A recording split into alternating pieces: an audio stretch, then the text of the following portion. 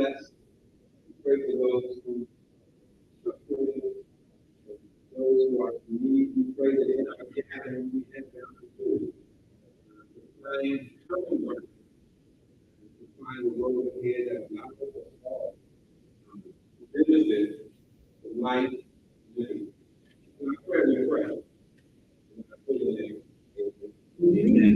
So tonight I want to begin with some introductions real quickly. You may see on your agenda that we put 10 minutes here. So that's 10 minutes we have to get everybody who's been our invited guests, those who are considered community leaders or advocates, who've been invited to this meeting so that we will have a chance to talk with them. 10 minutes to get them up here, or at least to get them introduced so that we know who they are. Is that good? Good. I'm going to start. Let's see. I can hear here at the top of this, Congresswoman Phyllis Children for Torrey, and then the meeting with Elizabeth Adams, see in the building.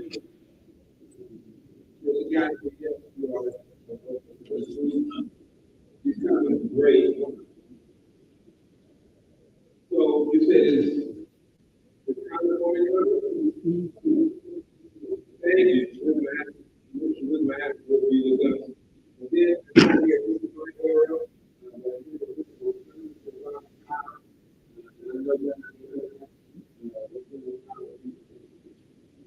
thank you. And the state representative here. We got another event. Then we're going to have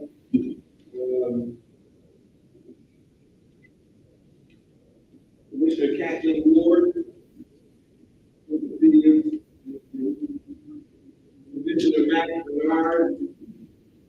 Just take the planning who are answering each other with that. You don't have to stay there. Stay there. Thank you. Back to Commissioner Fernanda Warren. Okay. Billy Collins. Which one is this? Their place? This is their place? No, Pleasant City First Neighborhood Association. There we go. There we go. Thank you. Thank you.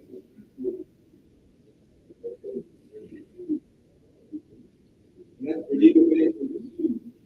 Billy Collins. Mary Place.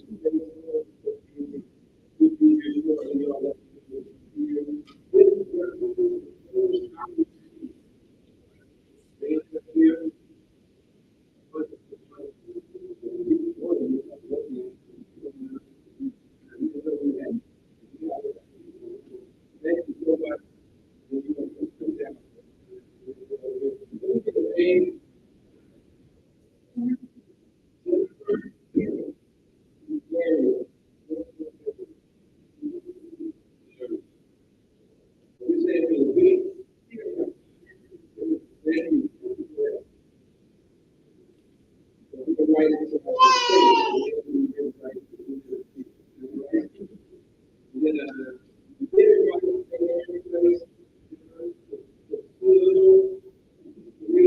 much.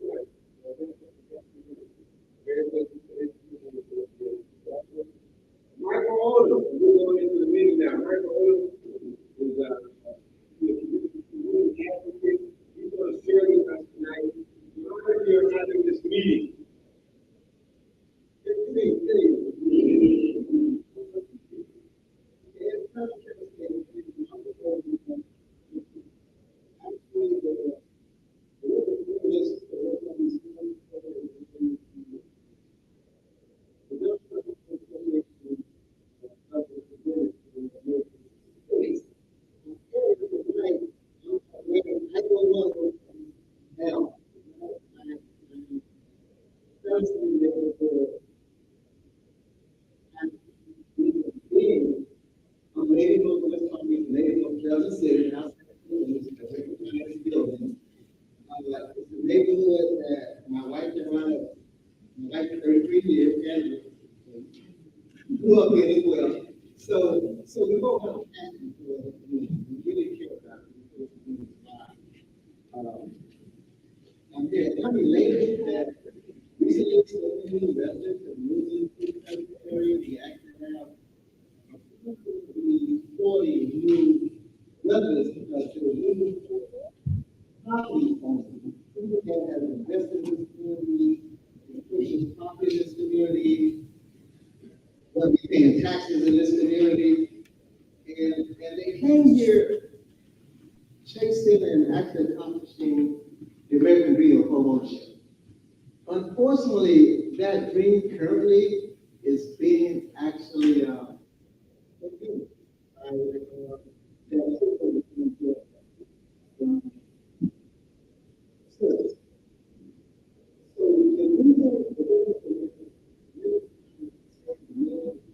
Many complaints. So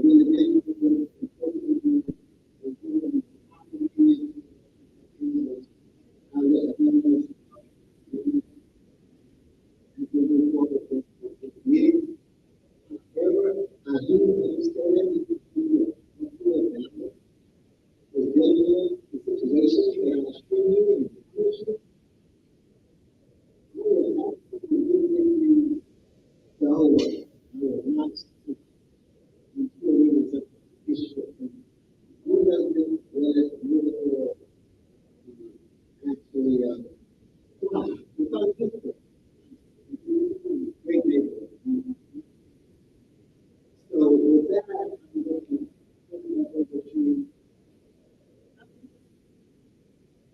I'm going to be a facilitator today. I won't have a whole lot to say. So what you see here, I before want to thank others for sharing. Mike called me a couple of weeks ago, maybe two weeks ago, maybe. It's a heavy red. We got a problem down here. And so what's going on? We say we got some residents, or new residents, and some others who are complaining of homeless. And I said, okay, cool. What do we need to do? He said, well, he said, what we've been hearing is that you need to take some action, and then you need to do a boycott. I said, no, we're not going to do a boycott. That's not what we're going to do. We don't boycott folks who don't do it. Is that all right? So I said, let's have a meeting. I've been pastor here 17 years and 14 years. This April, so we've been serving this community here that long. Many of the 40 years since 1935, serving this community. Right here.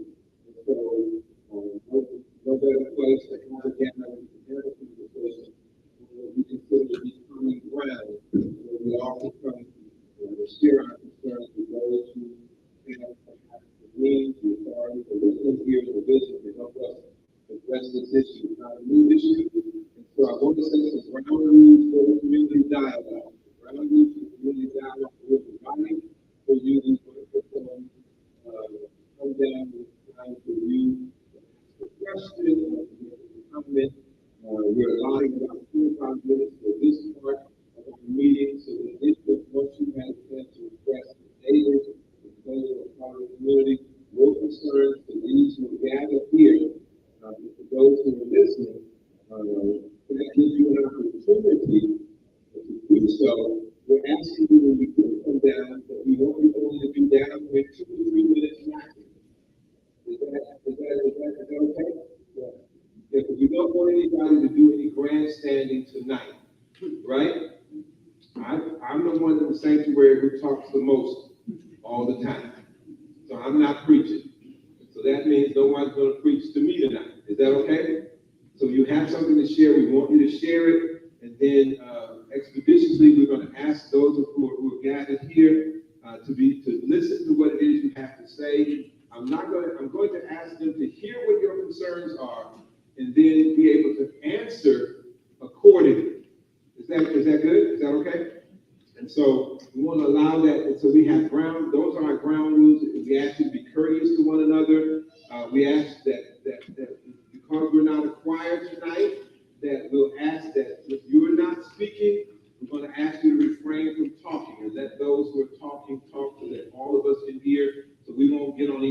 nerves. Is that okay? All right. And then we want to, once we've done that, we want to, so item 5 says the neighborhood speaks and shares its concerns regarding the homeless, 25 minutes.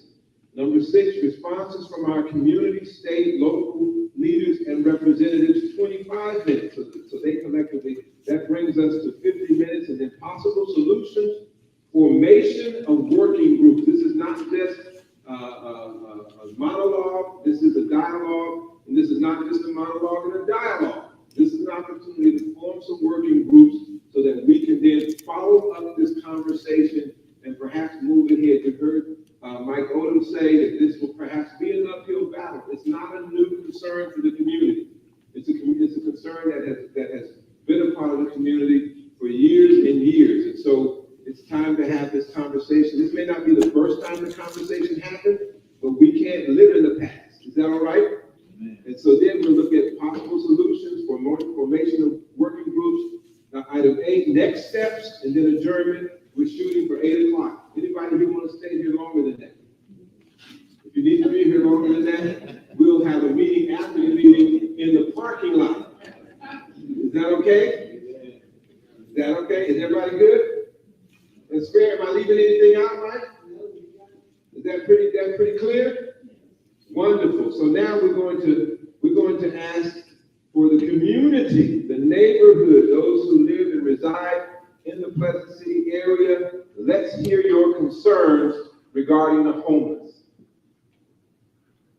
Come on up. Come on up. Introduce yourself. Come on up. No, sir. I need you on the mic because they can't hear you on. We're recording it for perpetuity, so we need to be able to hear those who are listening online. They need to be able to hear too. Is that okay? Thank you, sir. That one right there. That right there.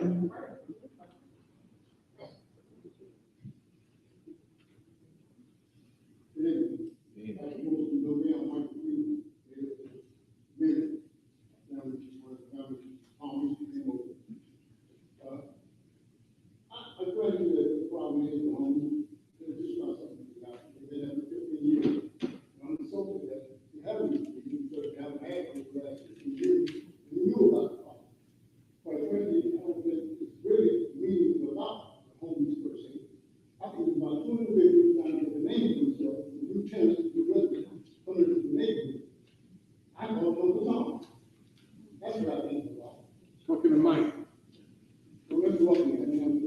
I couldn't hear you.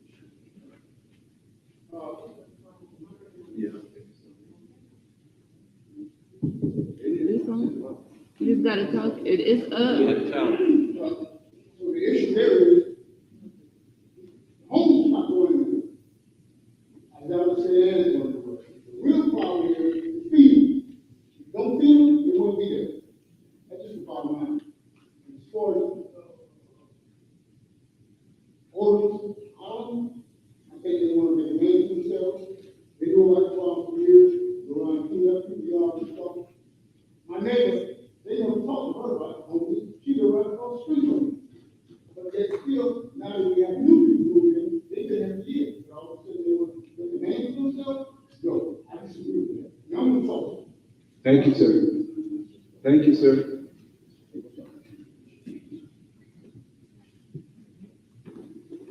Anyone else? Your concerns? Anyone else? Neighbors?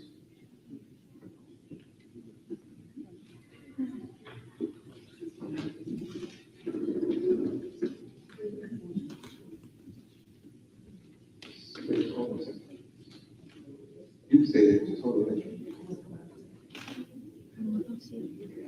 Wait, he got it first. Yeah, you let her, before she goes. Ladies first. Good evening. This mic isn't up very time. Okay, so my name is Jackie Coleman McCullough. I am the owner in Mary Place Estates. It's not my first home, however, it is experienced because it's my first real home. And I am concerned about the homeless in the neighborhood because I live, my back door is facing the street. And they walk behind the door and come up around my house. They walk behind the door, they walk through my yard, and they're not, just go around there, trying to fence. They walk through the yard, they go through our garbage, and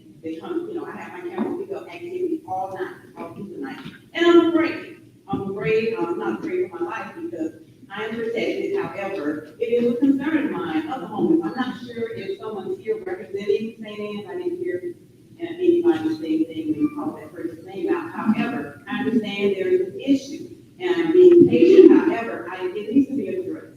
And I know the gentleman that just left said, why are we trying to address the issue now? But from what I understand, there's very low percentage of homeowners that were already in, Pleasant City. And I don't think it's just an issue that's being brought up now, I think it has been an issue.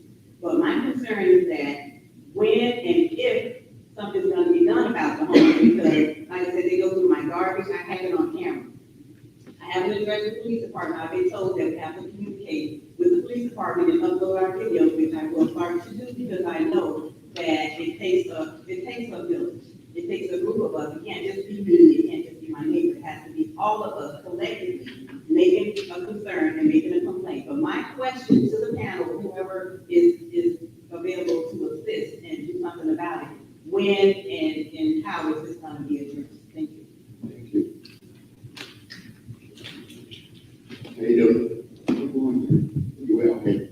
My name's Larry Fortner. I live right on the corner of Spruce and Sherwood. Been here for 13 years. Been active in the community until I went to the hospital a couple of years ago. So I've kind of slowed down a little bit. But going back about 10 years ago, I asked the officers about the homeless sleeping in front of St. Anne's. And I was told that the city council had the police withhold from moving those people out of the way. Then things got changed and they moved them out of the way. Now I notice myself when I come home late, occasionally, it started to be the same old way it was before. The problem is St. Anne's is not helping the disadvantaged homeowners or displaced homeowners, but rather than that, they're going to the people that are addicted, the people that have mental health problems, and they're just passing along and enabling them by giving them showers, by giving them a place to get their mail at.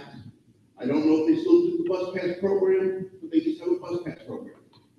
And then it's busing the people into this neighborhood in a sense, just to stay close to the benefits of a shower, wash clothes, whatnot.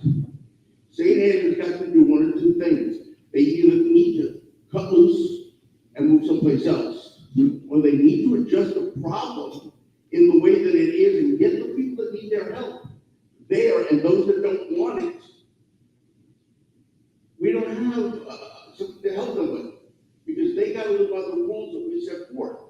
And a lot of them don't want to live by the rules of common civilization and civility. And like I said, St. Anne's is enabling. And I find it really interesting. Their church is downtown, but they put their office over here. That's all I have to say on that matter. Thank you so much. Thank you. I concur with what you said. You know, it comes with the danger that we all are concerned about. At the same time, Let me take this. at the same time, this problem is a no-brainer.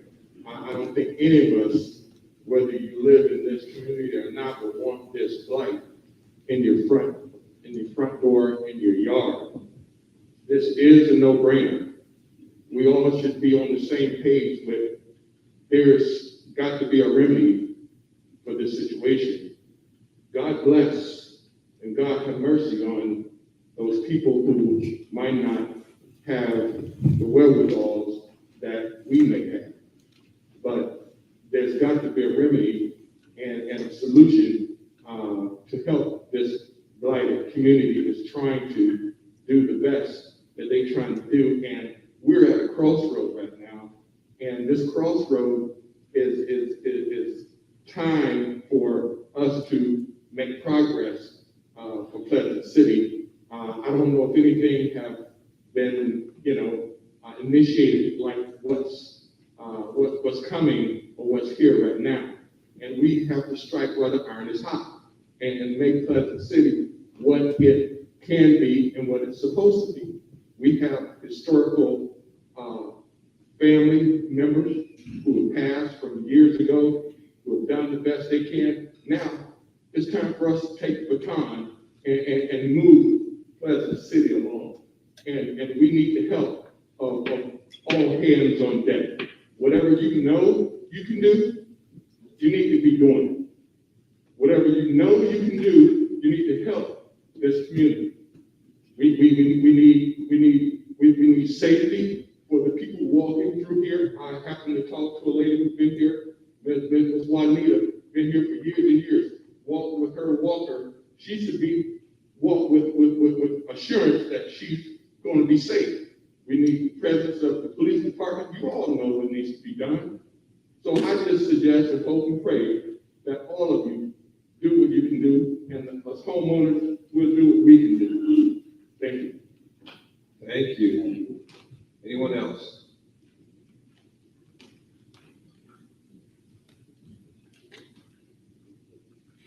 Hi, good evening, everyone. I'm a new homeowner at Mary Place. We're on the end, so our unit is facing Dixie Highway. We actually, we get a lot of activities in that area. Around Christmas time, it was pretty cold. We saw quite a bit of homeless population just sleeping out on Dixie Highway. It was pretty bad at times. You know, I do have compassion. I do pray for them and ask that the Lord will, you know, get their minds focused and clear enough to, you know, want to do better. But our unit is pretty open. There's a parking lot there. We see quite a bit of prostitution. We pretty much see it all. We're kind of like in a blind spot. I put out a few things in my yard, ornaments, little lights that are just, you know, inexpensive. Those have come up missing. So they're able to basically leave St. Anne's, walk down Dixie Highway, you know, come in the parking lot, and there's our property. Our door's there, the windows are there. And it's, you know, it's getting, I mean, since Christmas, I've seen the homeless population decrease. I don't know if they moved them on the side road, but at times, me and my husband and my 14-year-old son, we are a little bit nervous and sitting out on our porch.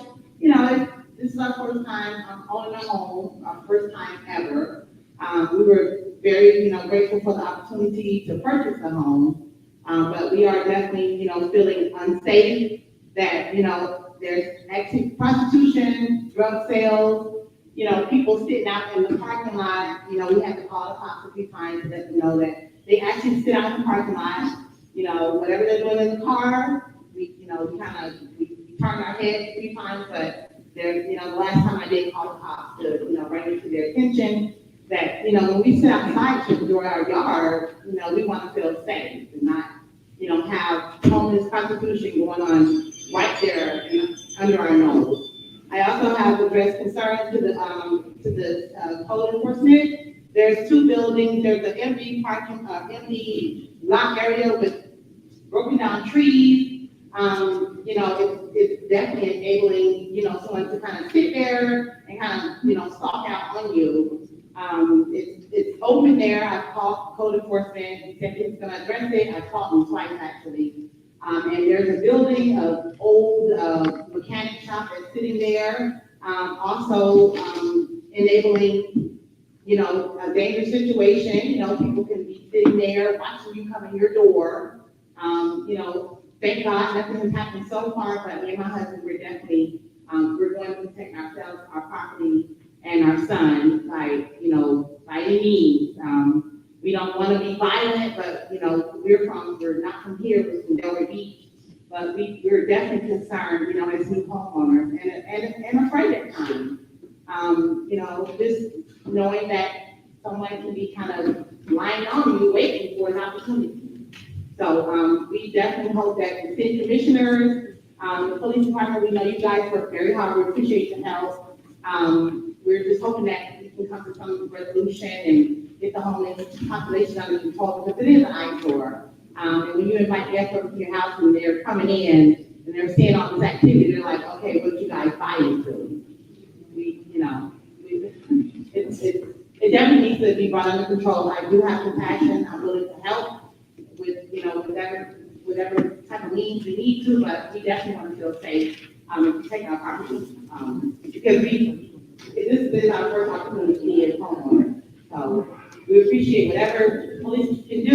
commissioners, the HOA, and the residents. I believe that if everyone sticks together, we come up with a solution, we can, you know, make something happen out of the situation. But it is pretty dangerous out there. And I also, we tried to get a quote with Lowe's. Lowe's came out to give us an estimate on the gate because we want to secure our property so we can put up our hydrants in our yard without them being stolen. He basically told us that, you know, they won't be able to do the gate, the gates because there's too many sewer lines or gas lines running through. He just basically told us, no, they won't be able to do it. And that was like a blow to the stomach as well, to know that you can't, you know, protect your property because of sewer lines or whatever it is. So, I followed up with Lowe's, I reported the incident, and we're just waiting for a word back to see if we can get a gate put up on our property.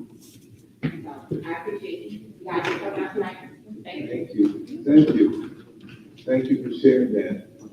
Anyone else? I'm just came here real quick for a quick plug.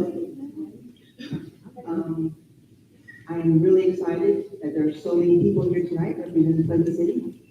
I know for a fact I am not one of the people trying to make a name for myself, so I'm not even gonna mention my name. But we do have a neighborhood association. We will be meeting on the 22nd of February. We would love for all of you to show up, and not only show up, but maybe show a little more effort in volunteering. We would like some committees. We have some offices that need to be filled. And that's all I really want to say. I know that this is great. I'm big on self-sufficiency, and I'm one of those who says, yes, this is great that we're going to talk to all these people up here, but if we moved here knowing that we were going to be able to do this ourselves. That's all I really have to say.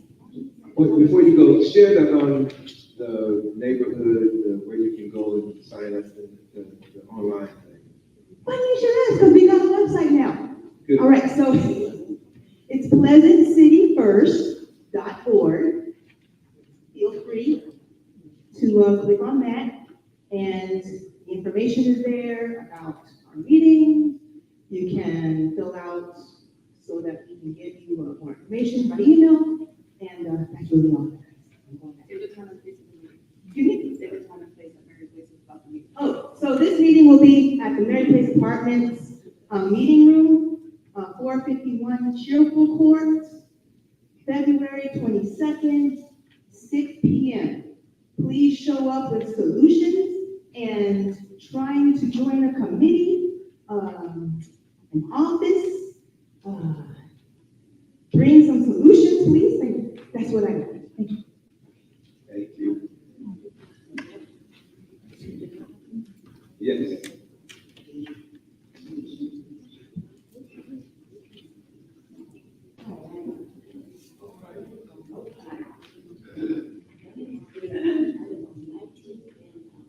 Close it, yeah. I live on 19th and, but they can behind Bush Brothers in that parking lot. And they come across, they come across, go through that parking lot, go to the dumpster, get dressed, get wet makeup. I got grandkids here in the evening time, change their clothes, do their business, whatever. In the daytime, and they have no care. Now, my thing is, I try to mind my own business because I have been in Pleasant City since I was 19 years old. And I've been here a very long time. And I've seen the good, bad, and ugly. I've been a part of the good, bad, and ugly. But now I'm older, I'm changed, it's a different when you're on the other side looking at what's going on in your neighborhood. And Christmas, every basketball, everything that we bought for the grandkids, that was given to us, even the motorized things that the dope boys are riding, we came up with 3 of them for my grandkids, because, the parking lot, they can ride safely, without getting ran over. All of them. I'm talking about, and the kids coming out from the back of the parking lot, right to the door. That is crazy. In the daytime, they come that close to my door. It's open. So I really have a problem with that, and I sit in my car. I told my sons, it's okay, y'all don't have to watch mama no more. But, now they're back sitting in my parking lot, in the parking lot where I live. They sit there, and I say, baby, I don't want y'all to get in no trouble. you know, trying to deter them to stay away. Or as long as they're out there, they won't come that way, like the lady said, they go around Dixie and come in the opposite way, around Bush Brothers and come up, the next street over. But when they go home, it's wide open, all night long, and I don't sleep at night, and my window is right there, everything goes on, and it's very unsafe.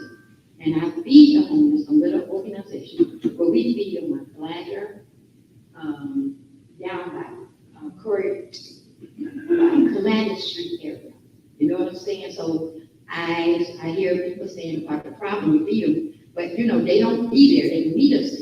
You know, they be in Curry Park, they be everywhere, but they know our time schedule, and they show up. But you can ride down in the daytime, you might see 10, 11 of them, you know, because I check and see what's going on, because it is programs, we do offer them, you know, how to get into programs, how to get off of the street.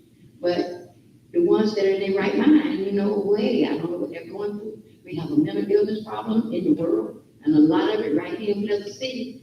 So I don't know what we're gonna do about it. But I'm really upset that they come through, and our dumpster is where they get clothes, you know what I mean? And they change, they got water in their place, you know, to wash our cars, that's where they bathe. So I understand what they were saying, that you're on this side, and I'm on this side.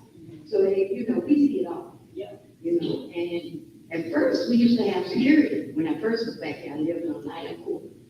That's gone. I don't see that anymore. And I would like to know why. It's in Northwood, they're protecting them, but now, you know, it's just open, you know, we just like the Wild Wild West, it's just open, whatever. So I would like to see more, police, security companies, you know, we gotta get some kind of, something going on, because it's dangerous. We can't even keep a rug down, you can't keep nothing. You know, you can't put a flower out there. I'm talking about this thing is getting real serious. You know, so that's what I think they need more security. I love Pleasant City, you know, I've been there a long time. I've raised my kids, got grandkids here now.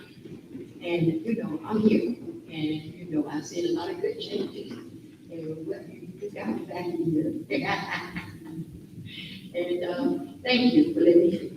Thank you. So then we're gonna pause, thank you. We're gonna pause, and we're going to now just allow those who gathered here to respond to some of the concerns. And the concerns are great, the concerns are serious, and we'd like to have an opportunity for them to share, and they can, we really don't have I don't have a system set, so whoever feels like you can help or give some kind of guidance or some plans that might be already underway that we're not aware of, to share that at this time. You just introduce yourself and then respond to what you've heard. Thank you.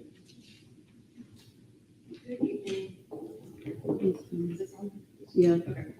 I recognize some of you from the Better Place meetings, and thank you so much for the people that are coming out tonight. I understand you and I hear you. I also experienced it as well. I live in the community, not in Pleasant City, but in Northwood Gardens.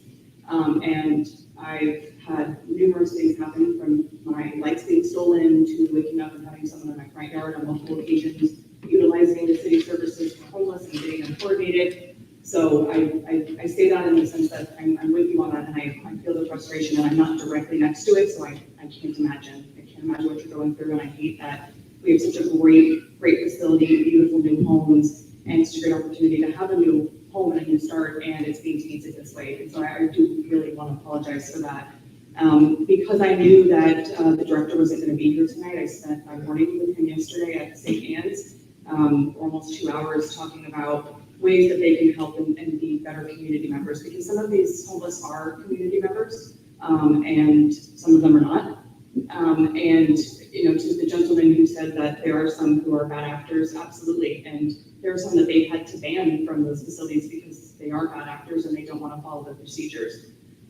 So there are ways, there's ways to help the situation, and they're going to hire an off-duty police officer now to better monitor. Is that going to fix things overnight? No, but they are doing that primarily because they're realizing that people are getting fed up with what's going on around the facility. They're going to try to enclose the front in a way so people can't sleep comfortably in front of the building there. They're also looking at, they have someone already that is supposed to be going around the entire block and picking up trash around the area. They don't pick up the actual personal belongings to try to help out. And there was one more item, but it's slipping my mind, so I apologize. But, the cameras, they're adding additional cameras. I know that there are some things that we can work on, but systematically, I'm not going to talk for the county, but they have to have a place to go after they leave and get the services there. When they come in the morning, they get fed, they shower, they get all of their mail potentially. They've opened a clinic in there with the healthcare district to be able to get some medical services, because as I think some of you know, one of the facilities on 45th that helped with mental illness closed. And when that closed, they had nowhere to go. And so we did see an increase in people with mental illness because, again, they don't have a place to go. And as you probably also know, really give one of the only established homeless centers for the county on 45th, as well as a lot of the services on Australia. And so people are going to stay and hang out where the services are. And if they get arrested, guess what? They have to see the report date, and they're going to stay in the city. So this is a national problem, and I know you've probably heard that, but this isn't going to be the only meeting. We're going to continue to have these meetings. We're going to have them, I'm trying to set them up with all of the organizations so that we can take this on as a team and figure out a better way so that once they do get their services and they're trying to find a path to become more productive citizens, or what we consider more productive citizens, that they've got a place to go. And that's, to me, the best way to help is to figure out, once they leave there, they can't just hang out, let's find a place for them to go. And I would pass it on to... Thank you. State Senator Bobby Powell, and I heard a lot of the things that were said, Pastor. And to the community, what I'll say is, the first thing is, anytime we have a community meeting, oftentimes there will be someone who will be a detractor. And I saw when the first person spoke, a lot of other people kind of sat back and decided, well, you know, that was a blow, maybe I don't want to get up. Maybe this is an issue that was happening for 15 years. That might be the case. But we're here to talk about what's happening now. And if this is when the work is going to begin, then we have to do the work. We can't dwell on what happened in the past. We have to look at what we're doing in the future. So I'll say to everybody here, a strong community is a community that works together. I heard the young lady from the neighborhood association say that she's looking for volunteers. Strong neighborhood associations generally do well in their communities because they know each other. They talk about the situations that they've seen, and they have the ear of the council as well as the county commission, your state legislature. You can be active and involved. When you see something, say something. I heard someone say they had cameras that they could upload information to the police department. Well, Chief Adderley said a couple of days ago, not only will he work with you, he will give you his cell phone number. So if there are issues that are in the community, talk to the chief, but make sure that you're doing everything that you can so that the information is available. At the state level, we are working on some appropriations with regard to previously, we gotten funding in the budget for the Jerome Golden Center over and over again, upwards of $1 million each year. It was a major blow to the community when we lost the Jerome Golden Center on 45th Street. What we've seen is here in the state of Florida, we are 49th in the nation when it comes to funding for mental health. A large portion of the people who are homeless are dealing with mental health issues, whether it be an addiction or a part of bipolar or any other mental health crisis. They're dealing with that. And we need services through our state, through our county to protect our communities. And then I heard the portion with regard to security. I don't know what happened to the security in the community, if there were security guards and if there were more police presence. What I will tell you is the squeaky wheel gets the oil. If you go down to the city commission, you've got your commissioner here who is here and ready to listen to you. But if you feel not like you're not being heard and things are not happening, go down to the city commission meeting. And don't just come once and don't just come by yourself. If you want to go far, go together. If you want to go fast, go by yourself. But we have to work together really to have an organized effort. I really like what the young lady said with regard to the neighborhood association. Be ready to do the work. It's not going to change overnight. And then we're hearing some of these issues, but those of us who are elected, we live all over the place. And we may not see some of the issues. We may be passing through. We may have lived not directly in this neighborhood for a while. So you need to remind us, hey, this is happening in my community. I'm glad that Michael Odom called me. Someone can say that they've been here 15 years, but they never called me, right? So you have to do the work. I think that is it, all hands on deck, and we have to do the work. Thank you. Thank you, Senator. Hello, everyone. My name is Shalonda Warren. I'm the city commissioner for West Palm Beach as well. My district is District 2. And I'm here because I was invited because we, even though we represent different districts, we're responsible for voting on things throughout the city of West Palm Beach. We're responsible for all of the citizens and the health and well-being of everyone throughout all of West Palm Beach. So I'm appreciative for being included in this conversation as well. And I heard quite a bit. And I heard from the young lady who shall remain nameless, but was from the Pleasant City First organization. And she said a lot of things that resonated with me. I ran for a commission because I felt and I saw a lot of the same things that I heard tonight. Those were the things that motivated me to get involved. So I started first by organizing community events, organizing with business owners, organizing with neighbors, doing cleanups, doing the things that we felt that were necessary because we were waiting for someone to come and do things for us, and those people didn't show up.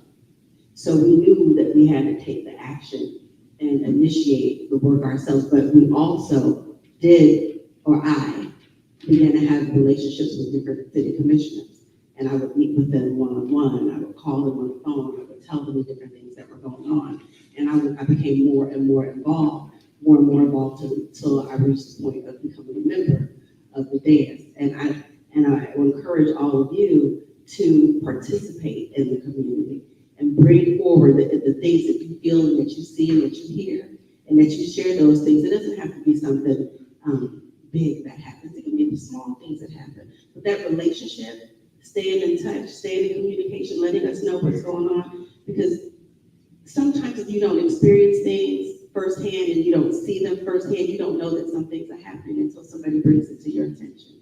So I'm asking you to share the things that are happening, bring those things to our attention so that we know how to act, we know how we can move. And it was an outcry from the community that led to the different things that have taken place. It was an outcry from the community that led to the formation of the Vickers House. What is the program for our homeless initiative? When people have noticed that there are homeless people that are on the street and they felt a sense of hopelessness and they responded to the city and the city responded to those actions. I think that you have to first speak in order to be heard. So tell us what it is that you are experiencing so that we know what it is that we need to do, and we'll respond accordingly. And it's going to take a partnership. It takes all of us working together to see the solution. It's not one part of it that makes it happen. It takes all of us to work together. And I'm sitting here because I heard that the family that has moved here, and this is your first time owning a home, and that being in Pleasant City, because we know that in order to change the community, it's going to start with people like you moving into Pleasant City, coming here, building your home, bringing your children, doing the things that are important. That's what's going to help us build from the inside out. So we want to make sure that people like you are not discouraged and that people are encouraged. And that's why we have the programs that are being offered so that people can increase home ownership. So we're working. We want to be your partner. My door is always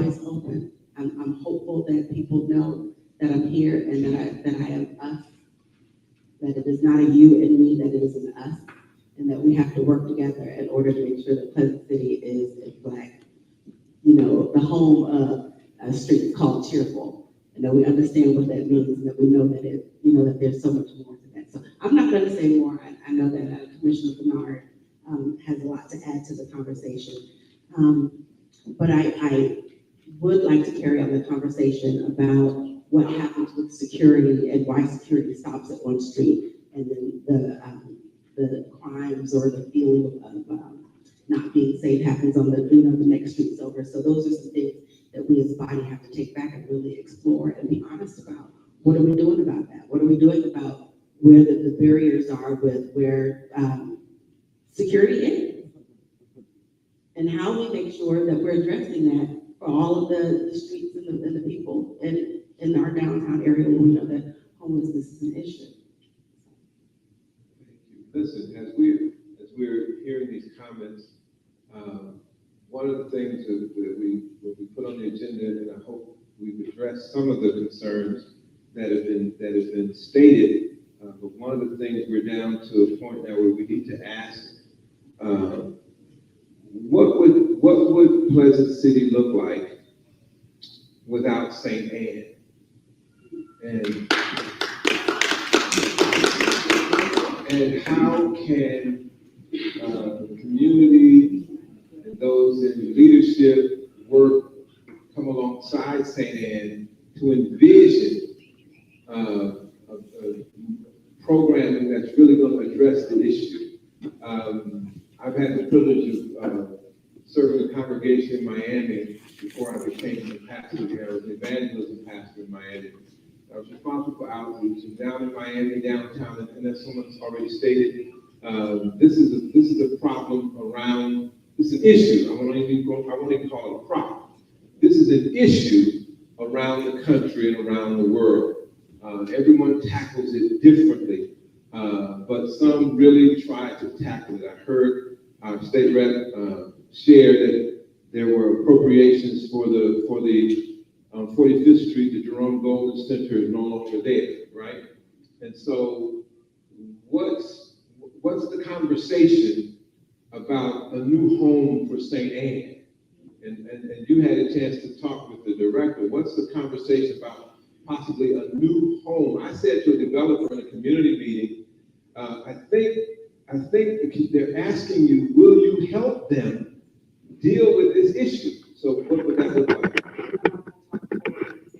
Sure. And tell you my conversation that came up, it was, would you guys be willing? They're property owners, so just want to be clear, they're not renting there, and they're not actually affiliated with the church anymore, but they own there. And he said even if they did move, it wouldn't necessarily sell that property.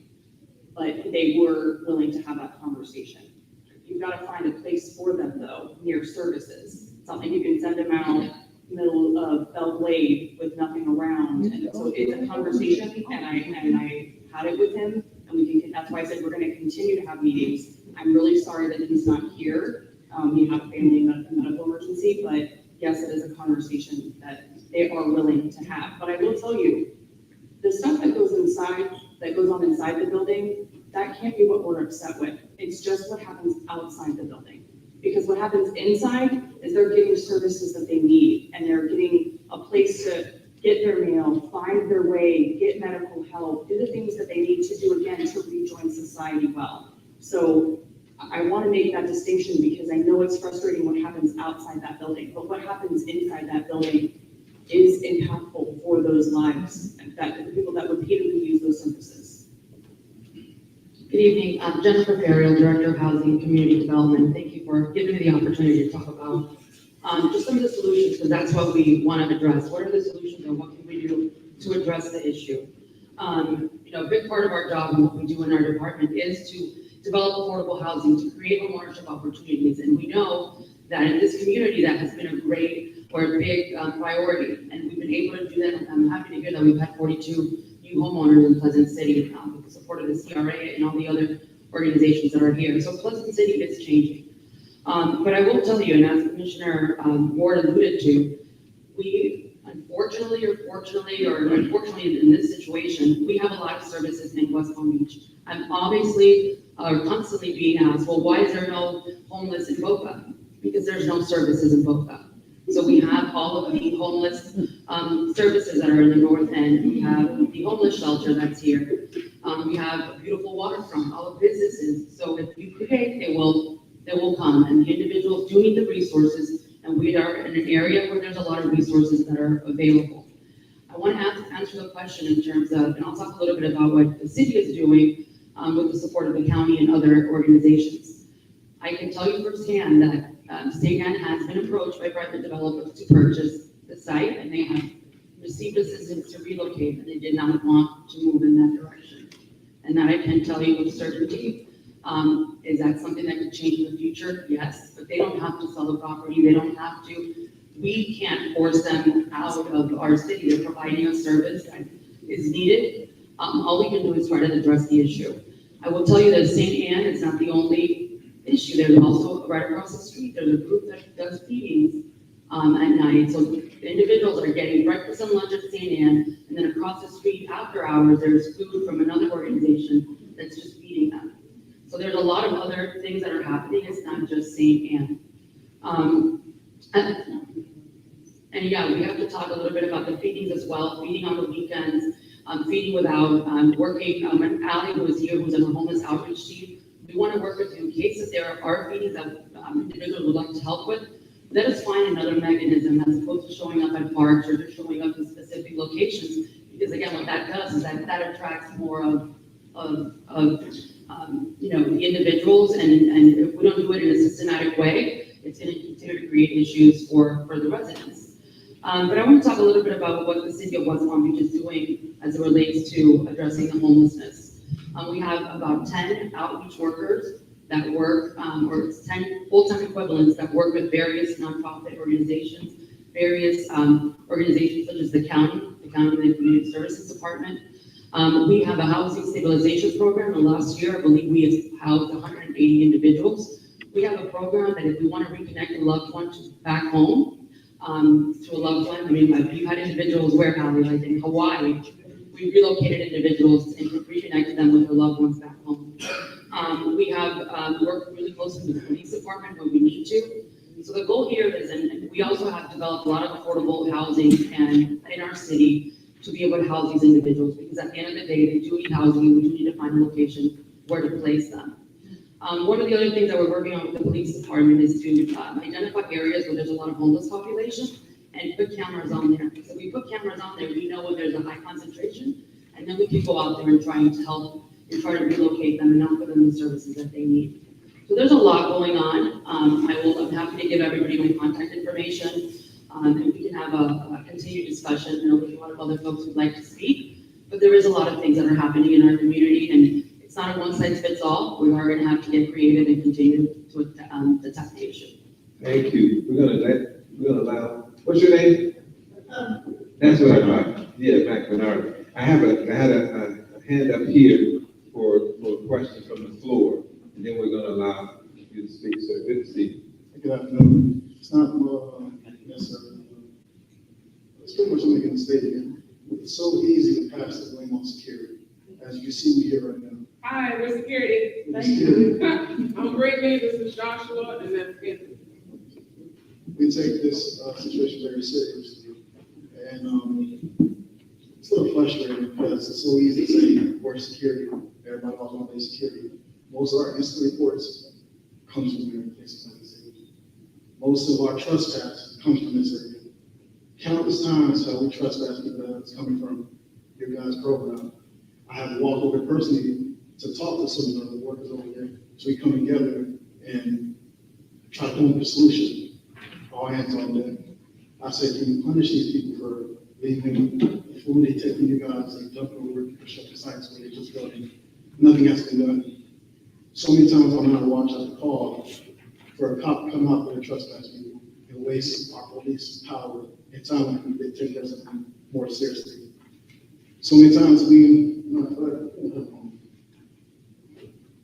I walk around with a bunch of black gloves, picking up needles, crack pipes, loose condoms on the floor. feces. So many times we have to chase them out. Wake up early, we do nonstop walkthroughs, and every time we go there, we have to clean up the mess that's left behind, because the appraisals are gonna come the next day. So, you wondering where we're at? We're here from, what is it, 22nd, all the way down to 17th. We deal with homeless all the time. And you guys have to know, by putting this facilities here, that this is gonna be an issue. You guys have been in business for a long time, and I understand that you couldn't even calculate for everything.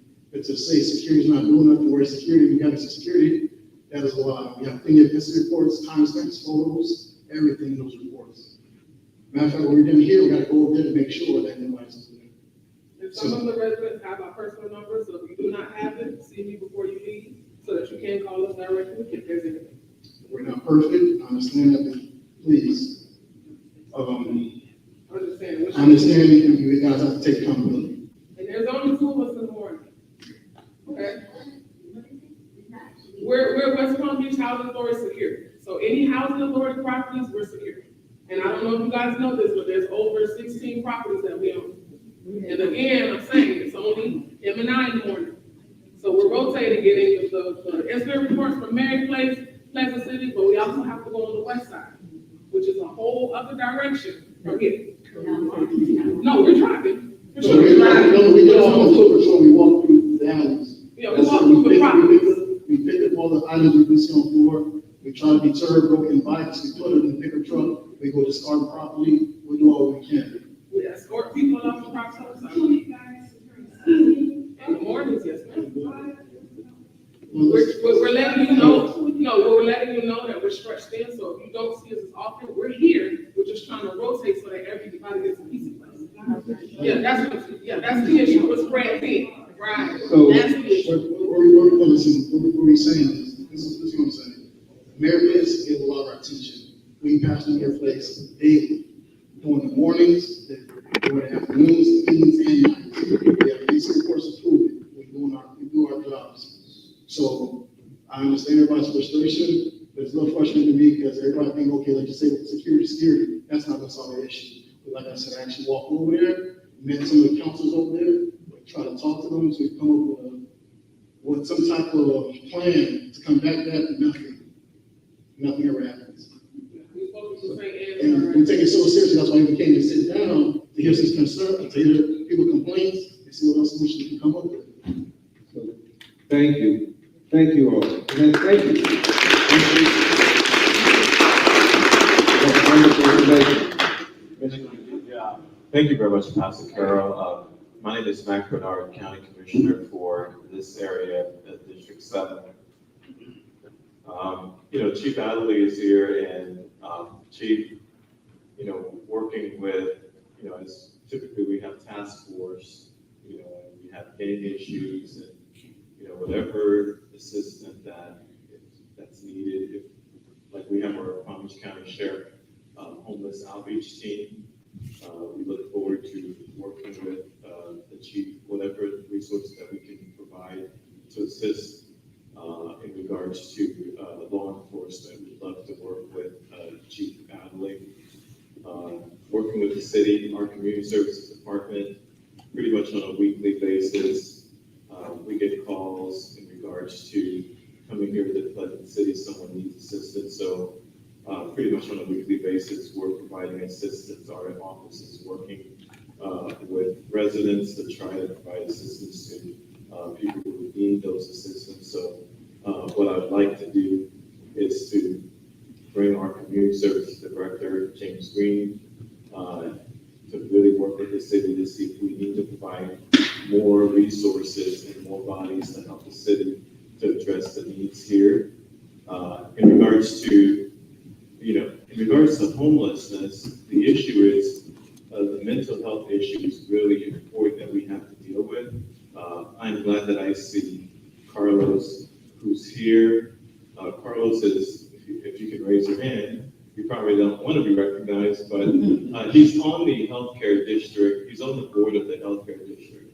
And the healthcare district, I believe that they can play a major role in addressing mental health in Palm Beach County. And what I'm hoping is that we can really work with the healthcare district to really take on this mental health issue where, and I'm hoping that, you know, with your leadership, we're able to do that because with the closing of the center, we need to really provide the mental health assistance, and we're looking forward to hoping that we can work with the healthcare district on that.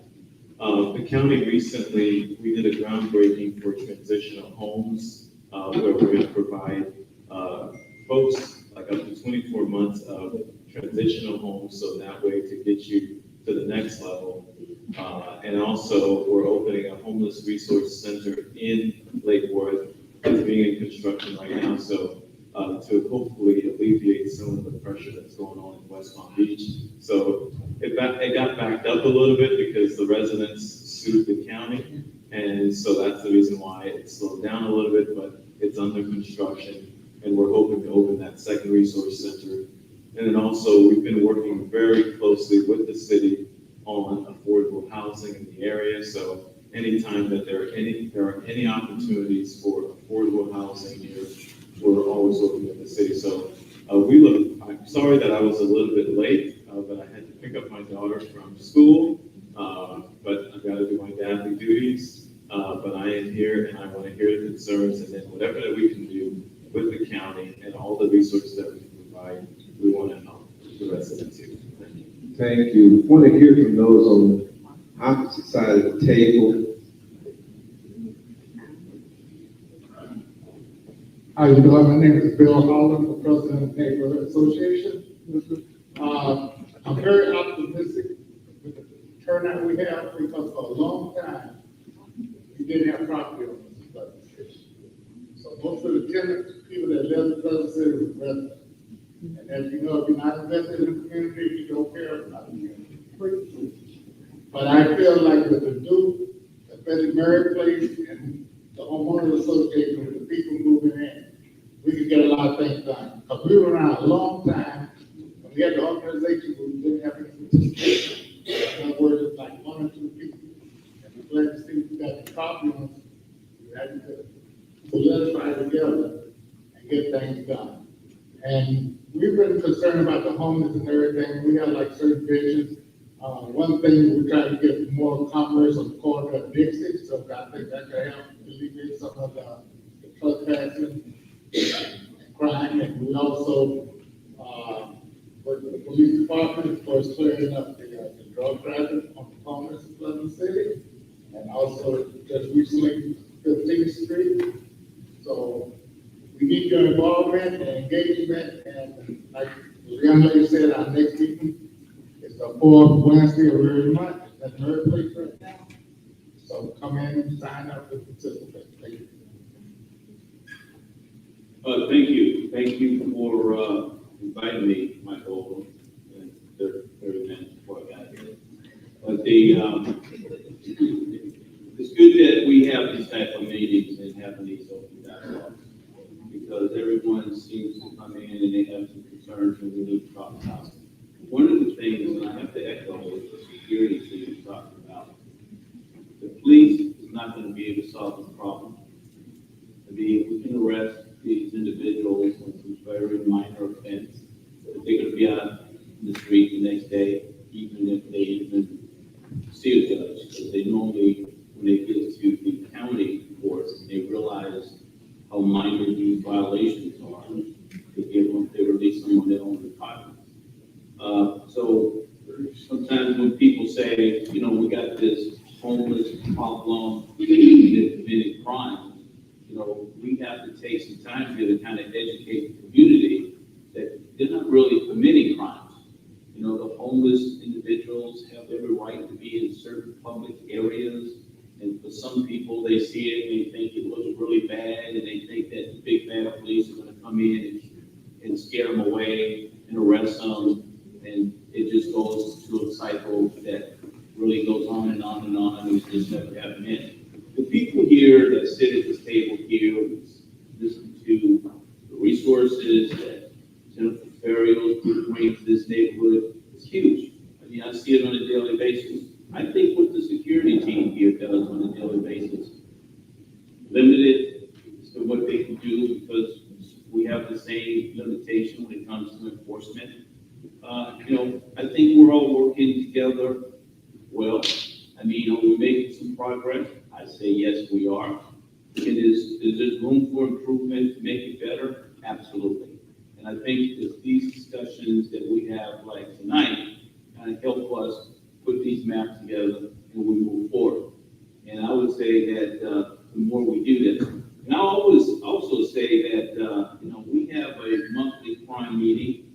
Our next meeting is going to be on the 8th of February at Dean's Park at 6:30. I strongly encourage you to participate in these meetings because whatever the crime issue is in your neighborhood, I mean, we come out and we want to listen to the residents. We want to hear what their concerns are, and we're going to respond to them.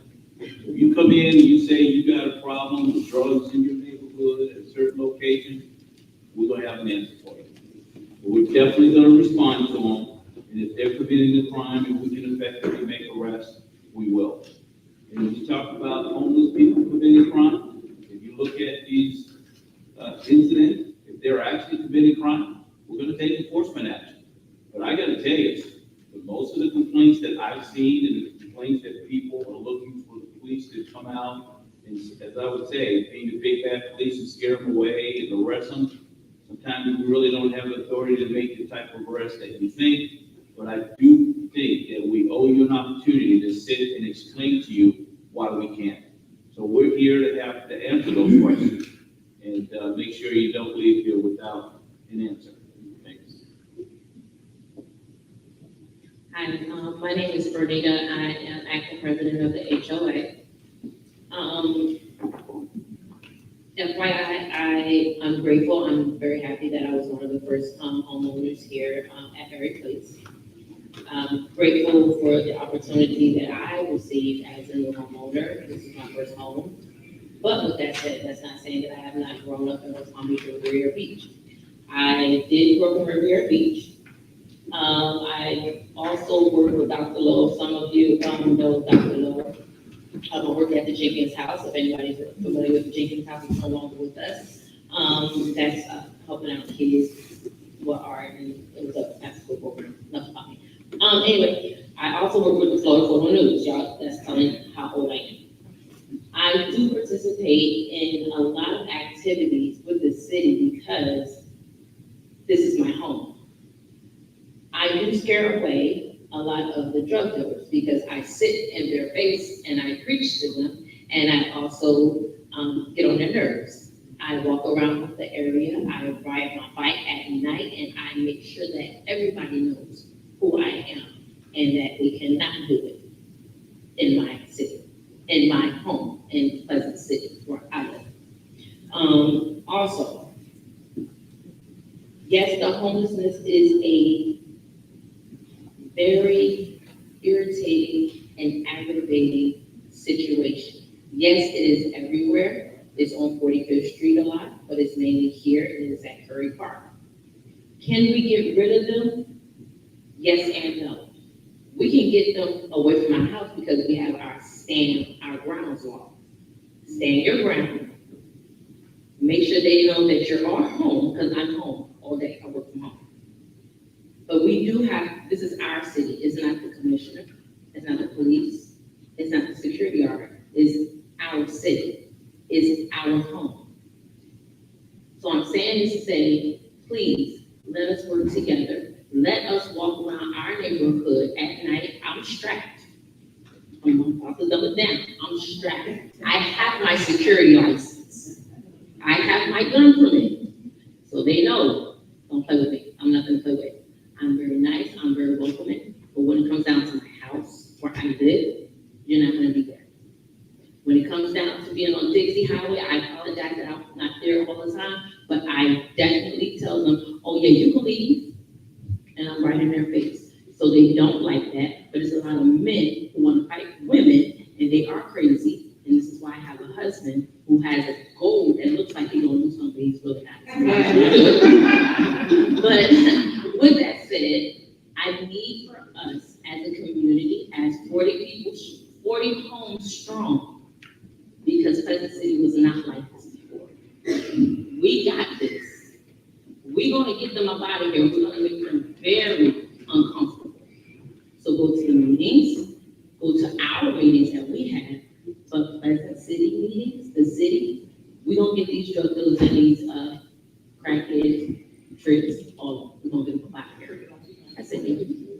Thank you.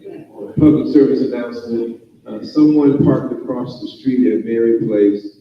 You have a two-door black Mercedes, and it's in one of the neighbors, it's right in their front door. So if you're driving a black Mercedes and you park right across the street here, I guess it would be facing north, black Mercedes, I think it's a black Mercedes, two-door sports car. That belongs to somebody in here. The neighbor, I guess she's come home from work and she's, sorry.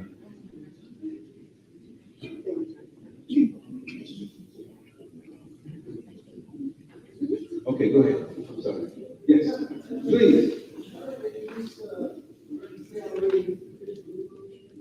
How are you, sir?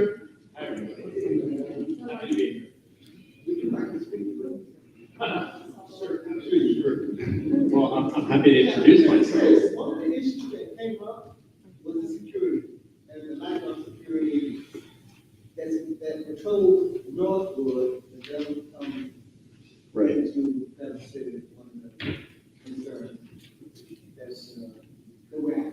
Sure. So the city has a security contract with a company. It's called Private Security Company, PSC. And we do have a budget within the CRA where we provide security services. And right now, the contract for PSC includes Northwood Village, and we're starting a pilot on Broadway. But judging by some of the things that I've seen firsthand on North Dixie Highway, it is something that we can start to explore a second contract amendment to actually look at potential security. I think St. Anne's is already working with PSC, so it sounds like that might actually be a seamless solution potentially. But I'm happy to look into it. In addition to that, as Mr. Ode mentioned, my name is Christopher Rube. I'm the Executive Director of the Community Redevelopment Agency. I do apologize for being tardy. I was at actually an outreach meeting down in the historic Northwest that we had scheduled. So I was with those lovely residents down there as well, talking about many of the same struggles in that neighborhood.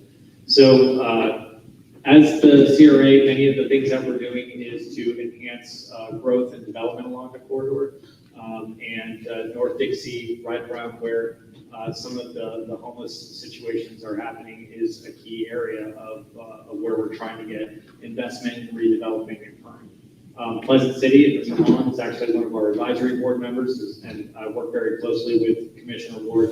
And I can tell you that both these individuals advocate for Pleasant City on a regular basis when it comes to initiatives that we're doing with the CRA.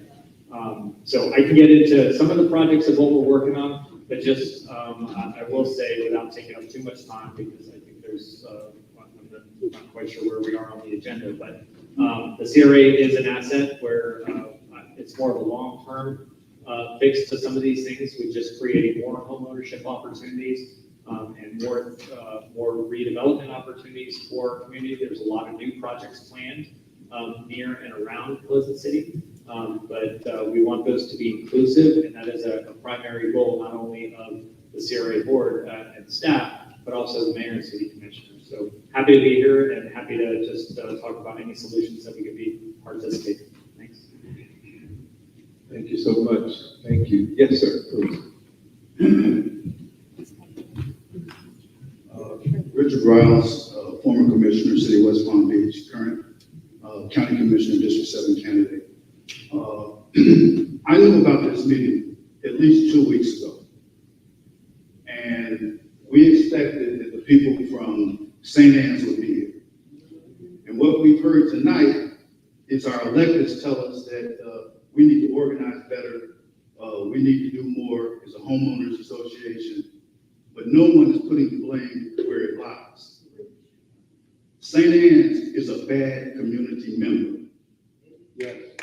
They are bad community members. Rather than lecture us on our pet failure to organize, you need to be telling us how you're going to help us bring an action against St. Anne's for nuisance. Because the code enforcement can bring an action against St. Anne's for the nuisance that they're committing in this neighborhood. You can't tell me that St. Anne's didn't have an assistant director or someone that could be here tonight. This is insulting. I can. They have two staff members and the executive director. The executive director's parent was suffering dementia, and he had to take them into emergency services. So that's why he couldn't be here. And they have two other staff members, and most of the rest of them are volunteers. That's why I went there and pled for someone to be there, and they couldn't. So that's not correct. One of those staff members should have been, they should have sent someone, or they should have had us reschedule this meeting. I think what you all should be doing as electeds is finding a time when they can come, meet with this community, and address the issues of them being bad community members. And that's why I said this isn't going to be the only meeting. And that's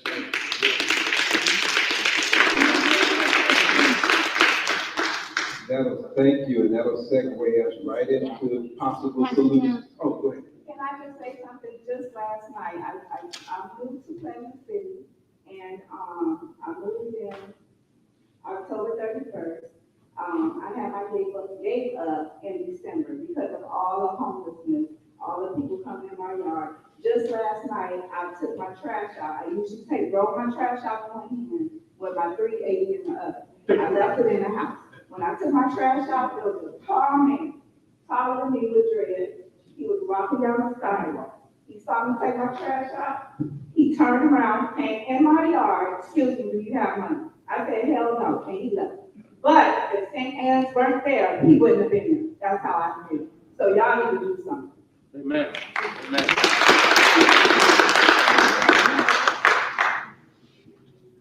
Thank you. So this segues us right into possible solutions. And what I'm hearing is that we need more support in terms of policing, but we also need a meeting with St. Anne's. We need a meeting to specifically meet with St. Anne's. What else can we add to possible solutions? And I think we shared earlier, what would Pleasant City look like without St. Anne's? That's important as well. Yeah. So I mean, those become, that has to be, if you're going to list some possible solutions that we can work toward, you have to even say the things that people don't feel are humanly possible. It's something that has to be explored. So yes, sir. You know, as Mr. Richie Rouse mentioned, you know, St. Anne needs to be here, and we need to coordinate to schedule a meeting, and you know, for the residents to be there also. And I look forward to being in that meeting and working with the leadership of the city to see how we can solve this issue. And so that way, the residents who purchased here could really live here, because how we're going to continue to have residents who own a home and then they can't live here. So I look forward to being part of the meeting, and so that way we can hold everybody accountable. Thank you. Thank you. I see Charisma Adams here representing Congressman McCormick. Do you have any guidance or words or things that this is the meeting? Do you have anything that she may have sent for you to share with us tonight? Thank you. She is in Washington, D.C., so she's not here at the moment. Homelessness and housing is our primary issue in this Congress. As a matter of fact, yesterday she introduced House Resolution 645, which is specifically to extend permanent funding for veterans who are homeless. So that's one thing we put in on yesterday. I am currently meeting through Palm Beach and Broward County with all of the agencies that work with housing and housing sector. This year, for fiscal year 24, we're putting together community project funding where nonprofit organizations are able to get funding. So I'll be more than happy to sit down with St. Anne's as well to see if there is maybe a project. We have provided in our last community project funding money funds, for example, to Salvation Army to extend their bed count for homelessness. We provided money to Handy, which is an organization that provides housing for homeless teenagers. So we're doing everything we can to ensure that we can get funding, but in terms of the federal government, legislation on a federal level and or funding are really the two options. A lot of the things that we see on the city and county level, we're not able to do that way. But if there is some nonprofits that specialize in housing, I've been more than happy to sit down with them because we are definitely looking and seeking out housing projects to fund for our next fiscal year community projects. Thank you so much. Thank you.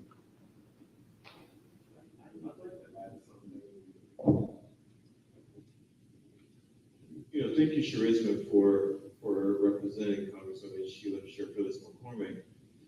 What's also important is that, you know, HUD, we have to hold HUD accountable for, you know, sometimes not funding renovation, rehabilitation of our neighborhoods. And so what I'm hoping is that, you know, that we really hold HUD accountable for what they're doing. They're not gonna clean up some of these houses that are in our neighborhoods that are Section 8, that, hey, you know what, we need the Congresswoman to help us, because sometimes they're the problem. And so, and we need solutions. And so I hope that we can continue to hold accountable. Thank you.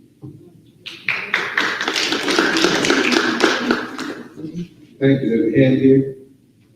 Can you tell us the exact name and the resources that West Palm Beach offers to the homeless, that Boca, Jupiter, Palm Gardens, those don't offer? And what is In Wellington?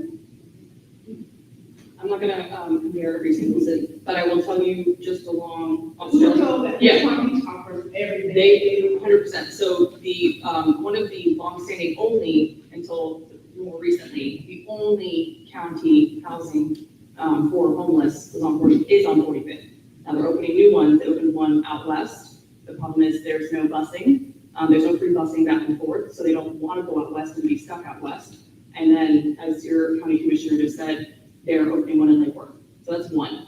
There was also the center that a couple of us have mentioned that was closed. That was also on 45th. Along Australia, you've got Vita Nova, Lord's Place. On the other side of Palm Beach Lakes, you've got Vickers House. Who am I missing?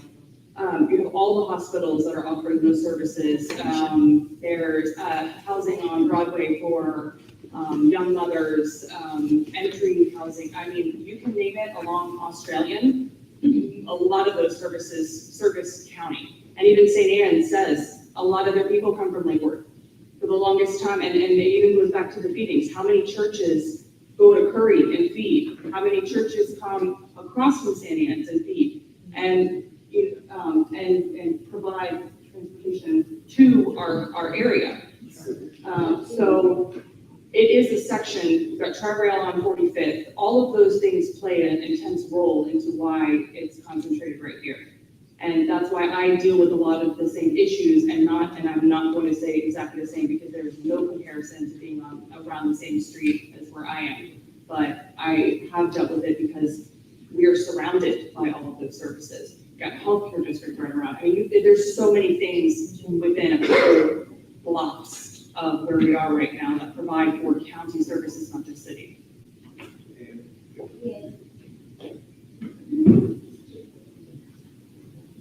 I do understand the services that, you guys are offering, and I noticed it may be a lot of different services as well, but what they're more attracted to, it seems to me, is animals. And I feel, are they being punished if, like, not really punished, I wouldn't say that, but just say, for instance, how they're coming and you guys aren't letting them stay there or not adding them or whatever. Is there a penalty for just hanging around and ordering? What are you guys doing about that? Like, I would ban them from coming and won't feed them and won't let them bathe if we had a problem with that person. There's one that comes and lifts up everybody's garbage can. The other night, he lifted up my garbage can, my dog barking, he put my garbage can over. So. They do have people that they ban. So the man that's on Phillips on Lake that's always in traffic that he's going to get hit by somebody one day, he's been banned. There's an older gentleman that's 80 years old that hangs around my street, and they banned him. The lady that lives in the bus stop near the hospital, the bigger lady, she's been banned. That's just 3 off the top of my head that I can tell you. So they do ban bad actors, but the problem is, once they've done something, and what the chief was saying is, and they get back out, it's just a repeat, go back in, go back out, repeat, go back in, go back out. I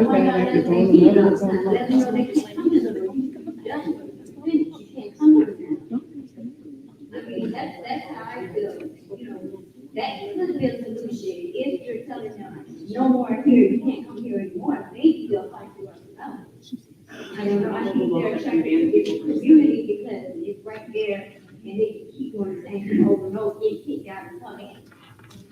Well, really, that's the call for St. Anne's, and obviously, they have to make that call. The other thing here is, if St. Anne's bans them, and they're already a nuisance in your neighborhood. I mean, it's basically forcing them into your neighborhood. Right. Now, when they come on your property, we got a different, it's a different thing. If they come on your property, you want them off your property, and they're refusing to leave, that's a trespass. We can deal with that for you. But as far as, I mean, sometimes you say, you gotta watch what you ask for. I think if you say, this person can't no longer be at St. Anne's, now they're back wandering around in your neighborhood, they even, on your property, then, we'll be able to deal with it.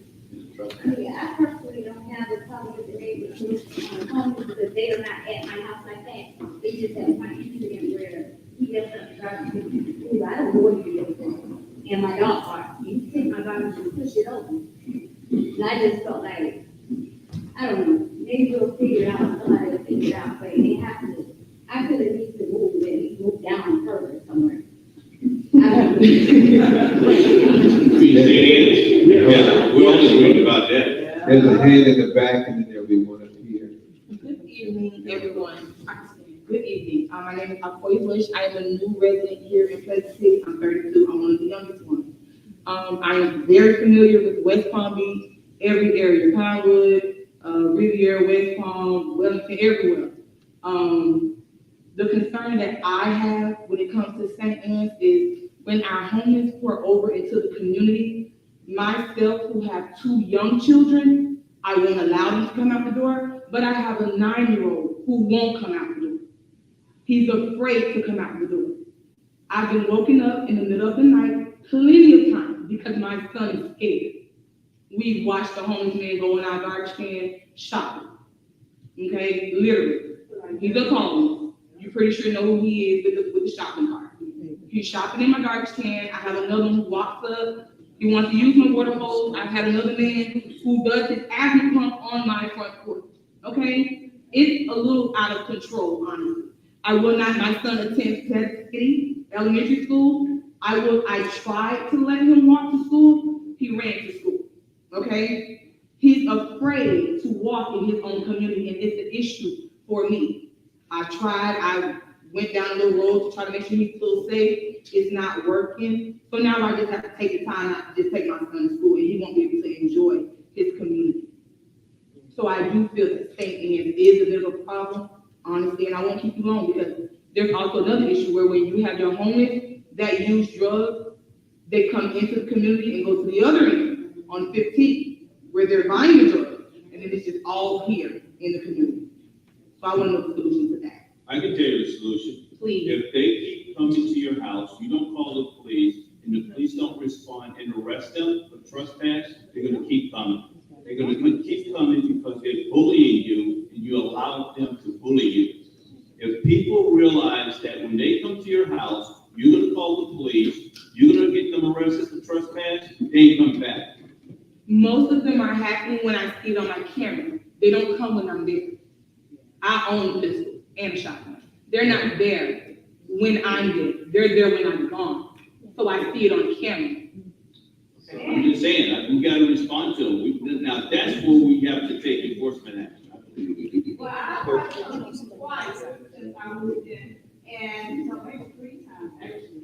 And twice when they came out, they said they have to have the homeless person there in court doing whatever they're doing in order to arrest them. By the time the police come, they're gone already. And I have it on my camera. And then the police was like, oh, well, you know what kind of neighborhood you moved into? Oh, well, it's homeless people around here. Like, it was okay. No, it's not okay. I have a 9-year-old, and she has been asking me since we moved in, when can she ride her bike? Never. Like, it's ridiculous. So we have some hands. And all my neighbors have kids, and none of our kids go outside. It's a shame. So listen, we have a hand here, then we're gonna go back there, then we're gonna come down. Here, Real simple question. Will is St. Anne's watching? Will they be notified of the concerns, of all the concerns of the community? Are they aware? They're very Will aware. they read? Are they watching? So why you saying it's here? Excuse me.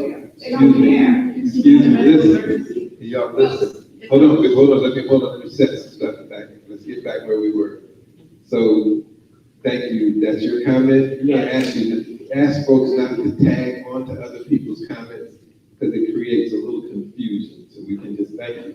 So. I'm sorry, give me 1 second. I do have a small solution. Why don't we go to St. Anne's on Sunday?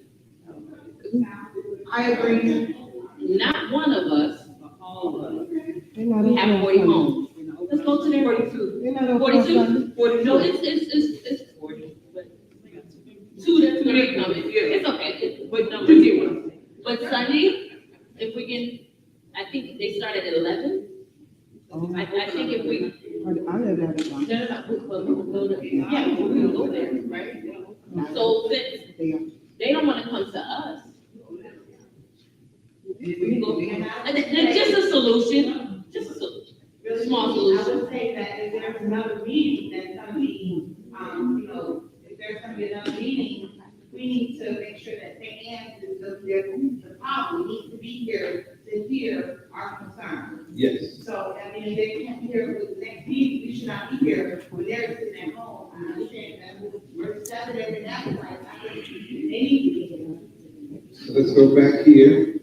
I have a question, maybe, I'm not sure if this is gonna be for Chris Rube or one of the commissioners or Jennifer. I've seen some other cities address issues with crime and or homelessness with street lighting. Is that an option to get some additional street lighting? It is rather dark in Pleasant City compared to some of the other neighborhoods as you ride down, there's double lighting across the Broadway, but I know that's not a city street. Is there an option to get some additional high LED? Because typically criminals and homeless, they try to, and drug users try to get in darker areas. So can we maybe look at some street lighting as a solution just to kind of help with, pushing some of the people out of there? Who's gonna answer that? Yeah, we've talked about that multiple times, and I haven't been on the commission as long as Commissioner Warren, but it's a conversation that I've had with this group, it's a conversation I've had with FPL, and it really is about getting funding for it and being able to get it up and running. Getting funding from, who would be responsible for it? City or county or? City. City. It's our series, yeah. So CRA or city funding? Either or. Either or. Okay, so funding, okay, so that's an ask. Okay. Good, we wrote that down, hand right here. Yes, sir. So St. Anne's is here, so setting that aside, with you guys here, there are two other possible solutions that I see. Vacant lots are a key area and places that are being remodeled. So these are homes for the homeless. And if no one's living there, no one's there to work for it. And so I know for a fact, I live on 20th Street, I know for a fact that there are four homes that are right next to an elementary school that are being used as homes. And so that's a major issue that I can't call, make any call cops, but on my own behalf, they're not trespassing my property. So there's that piece, and then there's the other piece of, and Michael Odom has been working on this, but we have many alleys that are really good houses and really good homes. Yes. And they're in themselves businesses that need to be cleared. And if these spaces aren't cleared, then they just continue to be spaces. So, And they ask the homeowners to clean them. They ask you to go behind your gate, your property line, and clean up the filth. and that's city. And then you're fined if you don't do it. So what do you guys here think is that something that can be addressed? Wow, and yes, sir. But then we're gonna go ahead. Yeah, I got, just two quick questions. Well, I've been living here since, October, me and my wife. I only seen 2 cops, since October. I mean, they're driving through, and I'm home half of the day. So I don't see the cops driving up, through this area. I'm not saying they don't, but what I'm saying is, I don't see cops. seen two of them parked back there where the garbage is, but they had a little conversation. I walk out my door, it's a drug sale right there in front of my door. But the cops sitting over there in the corner, and they got the lights on. I know these guys, they don't care about it, because they know these cops ain't gonna do nothing that they see. Like she just said, it's dark, and I live right here. There's no light in there. I see drugs there every day, drug sales, in the park. Merritt Place Park, in the park. My door is right there. My camera catch a lot. I had to run two of them away. You know, I'm not a big guy, but hey, I got a son, and I'm not gonna let nobody harm him. You know, he's there. I got a wife. Nobody's gonna harm him. But what I'm saying is, where the cops? I'm not just pointing fingers at cops. But what I'm saying is, I don't see them enough. They don't ride through. But I see them everywhere else. And I'm not trying to make this a black and white issue, but what I'm saying is, we don't see enough cops riding through here. Like I said, I've seen two of them just sitting there, and the drug sales going right there. And I mean, it's visual. I can stand right there, I'm looking at the cop, and I'm looking at the drug sale. And nobody did anything. You know? And then I'm hearing, these three right here, they need help. They need help. They're trying to help patrol both sides. But it's only three of them. Well, they got three, because they got two during the day, and then he's at night. But if you look at it, he's by himself. We got to do something to help them. These three just can't do it by themselves, and one working at night, but you got other two during the day, and hearing their concerns of what they were just saying, they need help. So we got to do something, commissioners, whoever they need, police officers, it doesn't matter. Somebody got to help us in this community. We just moving over here. And I done seen a whole lot, and I got an autistic son at home. That's why I'm there most of the day. And I see so much going right across the street. Right across the street. And no cops are around. This young lady said she called a cop. But look how long it takes to get over here. I'm serious. And look how long it takes to, and two sitting right there, and nobody get in. And they looking around, they got the lights on. They sitting there having a conversation. I'm maybe 20 feet away. And I'm standing there like, y'all ain't gonna do nothing. And it's happening right there in front of them. After the drug sale was done, they pulled off. The cops pulled off. Not after the cops. Not after the young man that was out there selling the drugs, sitting in the park with kids in the park. Now that's uncalled for. We got to do something. I don't know if they're concerned about it or whatever. I hear everybody saying this and saying that. But man, we got to do something. And if you walk outside right now, look up, tell me what you're going to see. Ain't no lights out there. So I got a question. Hey, since November, so October, you say you've been here? Yes, sir. How many times you called the police? How many times? Yeah. I don't call you. Okay. And I'm going to tell you why I don't call. Y'all don't show up in time. I'm not pointing to figure out one cop. I'm saying the whole system. Yeah, but I mean, if you called it in. You call, you know how long it takes for you to get over here. It'll take me long. No, yes, it does. It takes you pretty long to get over here. So I understand it. I understand it. I understand it. No. Why you call? My father was a cop and retired. So I go around and I watch how long it takes for them to get here. Sir, So what are you talking? Sir. Can I speak as a white? So white. No, I'm not going back to my house. White. Okay. I've worked in mental health for 15 years. And when you mix mental health and drugs, what you do? What you get? Just think about it. You get crazy. When I come in my garage, when I come in my garage, I get my car on the back up. And I have to lock my door before I can pull out because I'm afraid a homeless person will just come in and do something to me. When he leaves to go to work in the morning, he has to be by 5:30. And I said, call me on the phone so I can talk to you because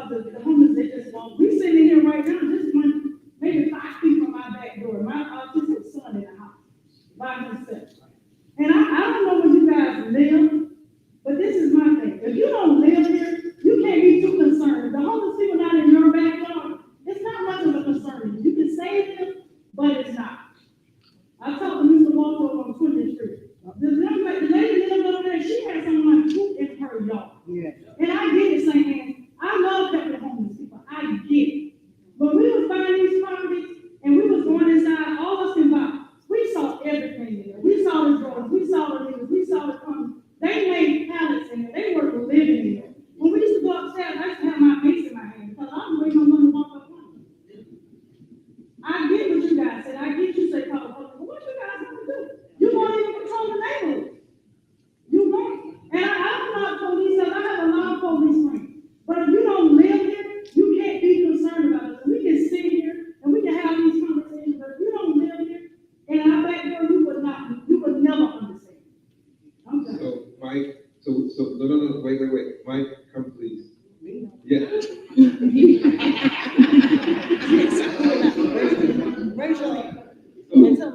So here it is. The time, listen, just to keep order because we allow time for the community to express itself. We're here in conversation to hear what's actually happening within government, cooperative ventures that are taking place. This meeting tonight was not meant to solve the problem or the issue. That's not what this meeting is. This meeting tonight is not designed to simply point fingers or even have pissing contests. This meeting tonight is to arrive at some possible solutions, of which I've jotted down a few possible solutions, but tonight's meeting is not by any stretch an opportunity to solve the issue. And so we've talked about some of those things that are possibilities. We hope that you had a chance to sign in, and we promised at the beginning of the meeting, we would share the content of this meeting with you. This meeting is available on Facebook, and then we'll be getting together, and we're very clear that St. Anne's needs to be in place for the next meeting. Yes. And the next meeting will not happen without their presence. We're clear. Are we clear? Yes. Okay. And Pastor, we're going to be there on Sunday. And you all At St. Anne's at 11 o'clock. 11 o'clock. So we can't be there. I'll be here. You don't have to go, we'll be there at St. Anne's. I'll walk over after. But and so listen. I asked Mike to come up here because it's 8:21, and so we're going to spend the next 9 minutes hearing any more comments, but we will not throw stones or point fingers or go back and forth over. We want to hear your voice, and this is important that your voice is heard. But one of the things that we've often done, and I've been around 18 years pastoring here, and one of the things that will not happen in this meeting tonight, because I've never had a chance to control a meeting, right? So I'm in charge. Is that all right? We will have a peaceable conversation and dialogue so that we don't leave here angry and deciding what they ain't gonna do now. And then what happens when that level of apathy creeps in, then we'll be back here, and I won't say 18 years from now because I'll be retired probably in 10, right? But I want to say that we are able to move forward without the pushing and the shoving. Chief is here. Your commissioners are here. Shucks, you got state representatives in this meeting, right? This is good stuff. Yes. This is good stuff. You got people here representing congresspersons in this room. This is good stuff. And so this is an opportunity so that your neighbors know your name. Not the lady that lives over there, your neighbor. You need to know her name, right? You need to know his name. So before we leave here, I want you all to meet these individuals who come here tonight, and I want them to meet you, because they didn't come here for them, they came here for you. But certainly we're not going to fight or argue. I'm feeling the young man and his wife with the son at home. I'm feeling the young lady with the children. I'm feeling the folks that garbage cans get pushed over. Here at Antioch, we got lighting issues. And I've had to go outside my office because I heard ruffling behind the office, and there's a young man and a young lady in the back of my office said, "Hey, my office is in this window. What are you doing?" I'm sorry, right? And so we get it. We all get it. So I want Mike to come up here, and he's going to close some statements. We're going to take a few now. We're going to take the next few minutes and hear these last comments, right? And when you make a comment, please just keep it really brief. We're going to start with the young man back here, though. We're going to start with this young man back here. No, we need to start with somebody we haven't heard from. Let the folk that haven't talked talk. No disrespect, but let her talk, please. Hello. I stay on 18th Street, and I had a situation. It was earlier January. I myself, I'm a law enforcement. I'm a deputy. I had a situation where a homeless guy ran straight to my house. He had a bruise on his leg, and then it was an open wound, and he was bleeding. He ran to my door. He knocked on my door. He rang my doorbell. He got upset because I didn't answer my door. I wasn't home. My boys were home. The people that work at the business across from me, they called the police. So I called the police surrounded my house. I called my mother-in-law who stayed the street behind me to go to my house until I got there. So when I spoke with the police, they were showing me that the guy even pulled my Ring doorbell off the wall because I didn't help him. Now, I don't know if he came to my house because he seen me come home in uniform. I don't know why he come straight to my house, but he didn't go to any of my neighbors' house. Now, when I spoke to the police, they took him straight to the hospital. That's fine. The problem I have is that I couldn't even press charges on him because they hear the recording of him asking for help. Once again, I'm in law enforcement. I'm a sheriff's deputy. I have a problem with that. I have a problem with it. So you would have arrested him. Huh? If you had that car, you would have taken him to jail. Yeah, he would have went to the hospital first, but he would have went to jail. He would have went to jail, absolutely, because he's on someone's property. Now, if you come to my house and you knock for help, that's one thing. You can go about your business. But then when you're pulling stuff that I work hard for off the wall, then that's a safety issue that we have. I got 2 kids at home. I don't let them go outside either. I'm hoping that I can also install a fence. So did you contact the supervisor and file a complaint? You said what now? Did you file a complaint with the supervisor? No, I didn't file a complaint because I'm in law enforcement. I'm not worried like that. But what if it's my neighbors right here who's not in law enforcement and they're just regular civilians? Yeah. You come to my house, I'm home, so I can handle that. Yeah, kind of like prevent your neighbor being victimized like you. And then my doorman has been stolen day one. Let's get the next question. Let's get the next comment, please. Hello, everyone. My name is Nicole. I'm from Bronx, New York. From the Bronx, New York. And honestly, I have to tell you that the stuff I experienced since I got here November, I'm not trying to say anything, but it's like worse than where I was. It's that I have had so many issues from the day one when I moved here. I had someone walking on my property. I thought when I was doing my furniture and stuff, the guy just came out of nowhere, came walking right on. I'm like, where this guy come from? And I'm looking at the movement, looking like, who's that guy? He just walked right on my path, walked out.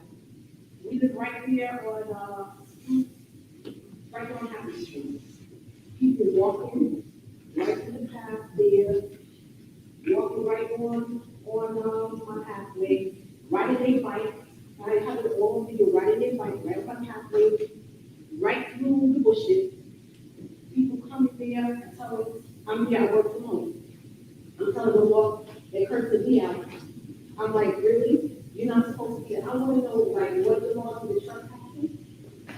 Do you have to have the sign or have to tell them that they're here? Like, what is the law called? I don't know all the laws here. James Brown, like, what am I supposed to do? What people walk? I mean, literally, all through the night, walking. They're on your property? On my property. Yeah. So you call the police, you're gonna tell them they have to leave, and come back. No, but they walk on the property. Oh, we gotta give them a warning, if they return, and they go to jail.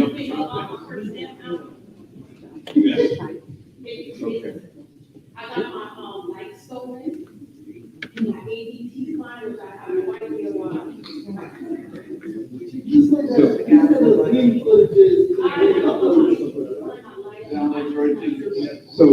we're at a Q&A. Listen, we're at a Q&A, and the chief has a lot of answers, right?